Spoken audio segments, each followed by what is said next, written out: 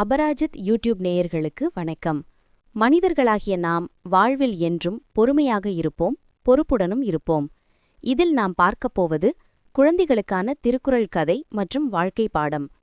திருக்குறளின் இல்வாழ்க்கை என்ற அதிகாரத்தில் வரும் இந்த குறள் மனித வாழ்க்கைக்கு தேவையான மிகவும் ஆழமான கருத்தை விளக்குகிறது. திருக்குறள் 46. அறத்தாற்றின் இல்வாழ்க்கை ஆற்றின் புறத்தாற்றில் போய் பெறுவது எவன்?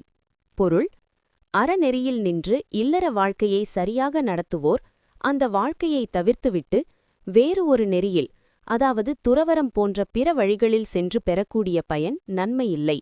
எனவே இல்லறத்திலேயே எல்லா நன்மைகளையும் அடைய முடியும். இதன் சிறுகதை தேடி அலைந்த தெய்வீகம். முத்தையா என்பவர் ஆன்மீக தேடலில் மிகுந்த ஆர்வம் கொண்டவர். அவருக்கு திருமணமாகி மனைவியும் குழந்தைகளும் இருந்தனர். ஆனால் இல்லற வாழ்க்கையில் இருந்தால் இறைவனை அடைய முடியாது, மோட்சம் கிடைக்காது என்று அவர் நம்பினார். அதனால் குடும்பத்தை பிரிந்து காடுகளுக்கும் மலைகளுக்கும் சென்று தவம் செய்ய தீர்மானித்தார். ஒருநாள் அவர் காசிக்கு செல்லும் வழியில் ஒரு பெரிய ஞானியை சந்தித்தார். அவரிடம், ஐயா, நான் என் குடும்பத்தை துறந்துவிட்டு அமைதியையும் புண்ணியத்தையும் தேடி அலைகிறேன். நான் எங்கே சென்றால் மோட்சம் கிடைக்கும் என்று கேட்டார்.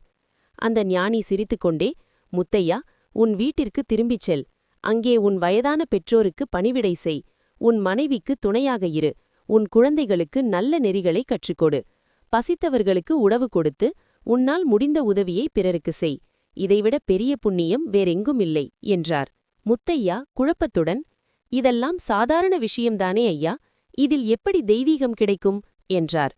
அதற்கு ஞானி, அன்பு செலுத்துவதும் கடமையை சரியாக செய்வதும் தான் மிகப்பெரிய அறம். இல்லறத்தில் இருந்து கொண்டே பிறருக்கு உதவி செய்து அறநெறி தவறாமல் வாழ்ந்தால் நீ காசிக்கு சென்றோ அல்லது காட்டில் தவம் செய்தோ பெறப்போகும் பயனை விட அதிக நன்மைகளை உன் வீட்டிலேயே பெறலாம் என்று விளக்கினார். வள்ளுவர் சொன்னது போல அறவழியில் இல்லறம் நடத்துவோர் எங்கும் தேடி அலைய தேவையில்லை. அவர்கள் இருக்கும் இடமே புனிதமானது என்பதை முத்தையா உணர்ந்தார்.